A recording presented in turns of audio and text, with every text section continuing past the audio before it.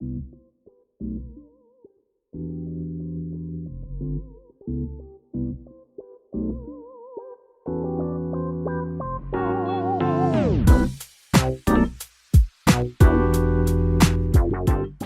à tous et bienvenue sur la chaîne de Discoverdose, j'espère que vous allez bien. Ça fait quelques temps qu'on n'a pas parlé de smartphone ensemble. La dernière fois, c'était lors du test du Poco X3, mais aujourd'hui, on va se pencher sur un téléphone de Samsung avec le Samsung Galaxy S20 FE pour Fan Edition. Et vous allez le voir, c'est un smartphone qui est assez inespéré connaissant Samsung. Alors effectivement, il y a des concessions qui sont faites pour arriver à un prix plus doux, mais des concessions qui sont très pertinentes et même plutôt justes. Alors en quoi ce Samsung Galaxy S20 FE est si révolutionnaire et est-ce qu'il est vraiment si intéressant que ça? On va voir ça ensemble. Et pour commencer, on va se pencher sur les modèles des Samsung Galaxy S20 FE puisqu'il y en a deux. Déjà un modèle 4G que je vous déconseille puisqu'il embarque un processeur Exynos 990, un processeur vraiment pas très bien optimisé qui a tendance à chauffer beaucoup et donc il perd souvent en performance, ce qui dégrade aussi l'autonomie de l'appareil. Et il y a ensuite un second modèle 5G qui lui dispose du Snapdragon 865 de Qualcomm, bref des performances excellentes et un processeur très bien optimisé qui va vous permettre d'avoir de très très bonnes performances avec une bonne autonomie, mais ça on va le voir après. Puisque oui, j'ai ici le Samsung Galaxy S20 FE 5G proposé au prix de sortie à 759 €, soit 100 € de plus que la version 4G, mais vraiment pour 100 € de plus, partez plutôt sur ce modèle. Et puis je vous dis 759 €, mais c'est vraiment pour le prix de sortie, puisqu'il est sorti maintenant il y a 4-5 mois, et il est vraiment possible maintenant d'optimiser sur certains sites. Moi j'ai réussi à l'avoir pour moins de 600 €, ce qui est, je trouve, pour le package proposé, vraiment un bon prix. Et puis bon, maintenant on va se pencher sur ce design, un design qui pour moi est très réussi. Réussi mais assez classique, avec surtout beaucoup de couleurs. Samsung ici nous offre du vert, du violet, du bleu, du blanc, du rouge, comme ici du orange. Bref, c'est une mode qui commence tout doucement à revenir, mais ça fait vraiment du bien d'avoir autant de couleurs sur un smartphone. Un ensemble de couleurs pastel avec les contours en métal qui reprennent eux la couleur du dos. Donc pour moi, une sorte de couleur or rose. Surtout, le dos est comme sur le Galaxy Note 20, un plastique, ou comme Samsung l'appelle, Glastic. Et force est de constater que l'effet en main est pas désagréable. En fait, il permet de rendre le smartphone moins fragile. Il permet également de gagner du poids sur la balance et permet aussi d'éviter les traces de doigts tout en baissant le prix. Me concernant donc, franchement, le plastique sur un smartphone, je valide. Question design, la caméra avant est elle entourée par une sorte de cerclage chromé.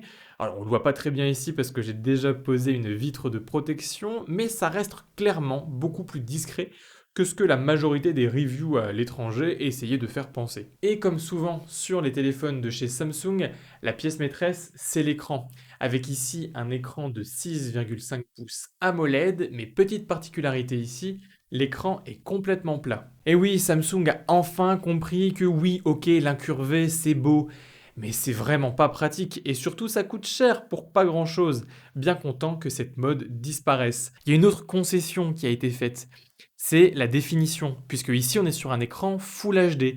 Et personnellement, c'est largement suffisant, surtout qu'en 2021, plus personne ne fait de la réalité virtuelle sur smartphone, donc pas besoin de plus que du Full HD. Niveau taux de rafraîchissement, ici on est sur du 120 Hz, bref, un écran très très fluide. À l'usage, l'écran est un véritable plaisir à utiliser, les couleurs en mode naturel sont vraiment bonnes et la luminosité est vraiment appréciable même dehors. Autre partie très importante pour moi, et vous le savez, c'est au niveau de l'audio. J'adore avoir de bons haut-parleurs sur un smartphone, donc c'est impossible pour moi de retourner sur un téléphone avec des haut-parleurs mono.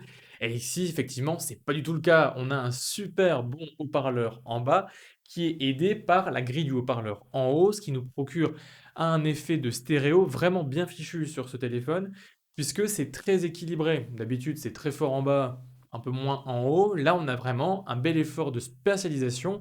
On a également des effets Dolby dans le téléphone qui permettent encore plus d'accentuer cet effet de spécialisation, donc à ce niveau-là, vraiment bien joué Samsung. Au niveau des performances sur ce Samsung Galaxy S20 FE, comme ici j'ai la version 5G, j'ai donc un Snapdragon 865, le processeur haut de gamme de 2020, et clairement aujourd'hui encore, tout tourne sans broncher, que ce soit pour les tâches du quotidien ou aussi tous les jeux que j'ai voulu faire tourner. Le téléphone en plus ne chauffe pas trop et ça c'est une super bonne nouvelle. Je pouvais avoir un petit peu peur au niveau des 6 Go de RAM puisque ce téléphone n'en dispose que de 6, alors que bon, bah, le Galaxy S20 on a 20 ou 12 en fonction des modèles. Mais clairement, Samsung optimise vraiment bien ses smartphones et au niveau de la RAM, j'ai pas eu de problème. Et puis donc, un processeur bien maîtrisé avec une chauffe maîtrisée, ça veut dire bah, forcément une bonne autonomie. Et là aussi, Samsung fait, je trouve, assez fort puisque j'arrive en moyenne à tourner à 10 heures d'écran allumé sur 2 jours. Tous les jours, je vais me coucher avec plus de 50% de batterie, avec environ 4h30 d'écran allumé. Et c'est vrai que ben, je me retrouve le lendemain vers 13-14 heures avec 20% de batterie restant et environ 7 heures d'écran allumé. C'est donc un excellent score réalisé par ce Samsung Galaxy S20 FE qui prouve bien que le plus important, c'est surtout l'optimisation logicielle et le choix du processeur plus que juste des milliampères-heure, puisque ici, il n'en a que 4500, enfin que 4500, alors que d'autres smartphones en disposent de beaucoup plus. Pour la recharge, on pourra compter sur une recharge rapide assez modeste mais qui fait l'affaire, mais surtout une recharge sans fil et sans fil inversé, deux options qui sont très intéressantes, surtout vu la gamme tarifaire. Maintenant, et je sais que vous l'attendez tous, c'est la question des caméras, puisque c'est souvent un point qui est sacrifié lorsque l'on essaie de faire des économies sur un smartphone. Là ici, Samsung a voulu faire très simple et j'en suis très content. On retrouve ici trois caméras de 12 mégapixels chacune, mais surtout trois caméras qui servent à quelque chose. Ras-le-bol d'avoir des téléphones avec 18 caméras à l'arrière, mais qui ne servent à rien. Ici, on a un téléobjectif x3, un capteur normal et un ultra grand angle. Et surtout, ces trois capteurs ont l'avantage d'avoir la même colorimétrie, un point qui est assez rare sur Android. D'habitude, chaque capteur est un petit peu géré de façon aléatoire. Ici, Samsung essaye vraiment de les mettre sur le même pied d'égalité. Alors, quand je pousse un petit peu la difficulté, comme là ici, dans une situation très enneigée, effectivement, les capteurs déraillent un petit peu, mais sinon, en situation plus normale, les capteurs ont vraiment la même colorimétrie. Si on regarde le zoom x3, eh bien, ce capteur est assez intéressant, même bien maîtrisé. Il offre de nombreux détails. On peut même le pousser jusqu'à x30, mais il faut quand même avoir beaucoup de lumière pour avoir un rendu assez impressionnant. Impressionnant, mais quand même à la limite de l'utilisable. Clairement, vaut mieux s'arrêter maximum à x10. Concernant le capteur normal, lui, il offre de meilleures performances, forcément. Et surtout une grande neutralité dans son traitement si on désactive les modes automatiques et les filtres. J'aime beaucoup le rendu des couleurs et de l'image. C'est sur ce capteur, d'ailleurs, que se passera la majorité des vidéos, puisque malheureusement, la vidéo Full HD et la 4K, si vous voulez filmer en 60 fps, eh ben, ça sera uniquement sur ce capteur, pas de téléphoto ou pas d'ultra grand angle. Et ça, c'est vraiment une déception. D'ailleurs, en parlant d'ultra grand angle, eh ben lui aussi est plutôt bon, même s'il propose quand même un x 0,5, donc c'est quand même très très large. Il offre un vrai côté fisheye en termes de nombre d'éléments capturés, mais sans trop déformer l'image. Ça, c'est quand même quelque chose que j'apprécie beaucoup.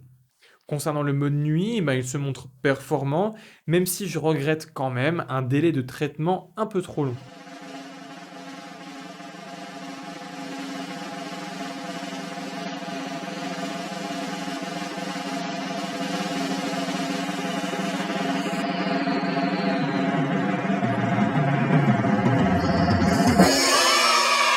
Et parce que Samsung veut vraiment bien faire les choses, la caméra frontale de ce Galaxy S20 FE est capable de capturer des vidéos en 4K, en 30 images par seconde, mais aussi en 60 images par seconde. Une fonctionnalité qui est assez rare et qu'on retrouve surtout maintenant sur les iPhones.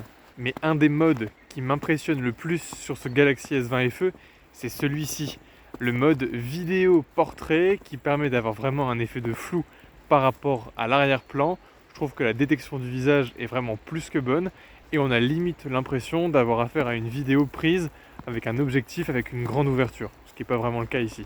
Et je vous en parlais en introduction de vidéo, qui dit Samsung dit surcouche logicielle. Ça fait quelques années que TouchWiz a été mis à la poubelle pour une nouvelle interface qui a été complètement repensée par Samsung, One UI. Une surcouche vraiment repensée de fond en comble, avec beaucoup de fonctionnalités et une patte graphique vraiment propre à Samsung, mais qui personnellement marche vraiment bien. Samsung s'engage également sur sa gamme Galaxy S et Galaxy Note à mettre à jour ses smartphones pendant 3 ans. Ça, c'est un super point au niveau de la longévité.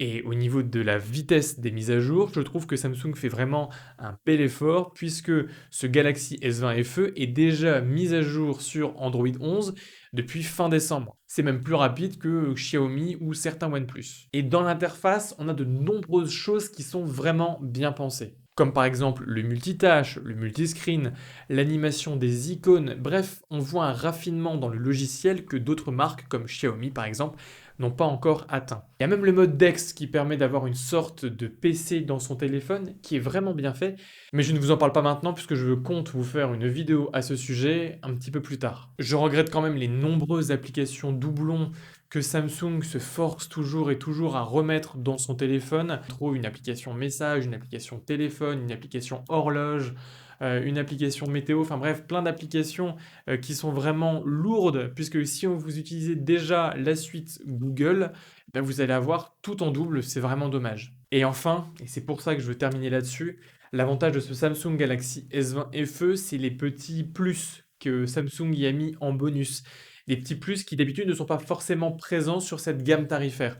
On retrouve, comme je vous en ai parlé tout à l'heure, de la recharge sans fil et sans fil inversé. De plus, avec une protection IP68, le téléphone est résistant à l'eau. Et puis surtout, on a encore un port micro SD. Le Galaxy S21 maintenant en est dépourvu. Bref, vous l'avez compris, ce Samsung Galaxy S20 FE 5G a vraiment énormément de qualité, avec un excellent écran, de super performance, un son que j'adore, de très très bonnes caméras à l'arrière et surtout à l'avant. Et enfin, je viens de vous en parler, plein de petites options bonus, ce qui fait que clairement, pour son prix, à moins de 759 €, eh ben, c'est extrêmement difficile maintenant de faire mieux. Avec ce téléphone, on sent clairement qu'on arrive sur une nouvelle gamme de smartphones. Mais ça, c'est quelque chose qu'on sent déjà depuis quelques années, puisque les prix continuent toujours de monter énormément, mais en parallèle, les téléphones entrée milieu de gamme à 200-300 € deviennent eux aussi vraiment meilleurs. Il y a donc un segment à prendre entre 500 et 700 € de téléphones plus premium,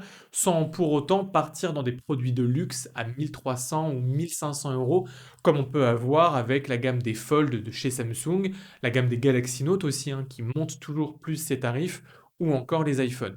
Un type de produit donc avec un prix plus raisonnable et des concessions vraiment bien trouvées. Et je pense vraiment que ça va être une gamme de smartphones à surveiller de près. En tout cas voilà, j'espère que la vidéo vous a plu. Et bien si c'est le cas, vous pouvez liker la vidéo et vous abonner à la chaîne. Et donc en attendant la prochaine vidéo, eh bien je vous laisse vous abonner à la chaîne si c'est pas encore fait. Je vous laisse les liens d'achat des Samsung Galaxy S20 FE directement dans la description, ainsi que l'écran de protection que j'utilise, qui clairement marche plutôt bien, et surtout la coque Onyx Rinka. Alors c'est pas du tout un placement de produit, c'est juste qu'elle est vraiment bien comme coque, j'en suis vraiment content. Et puis bon bah prenez soin de vous, mais restez curieux. Allez, salut!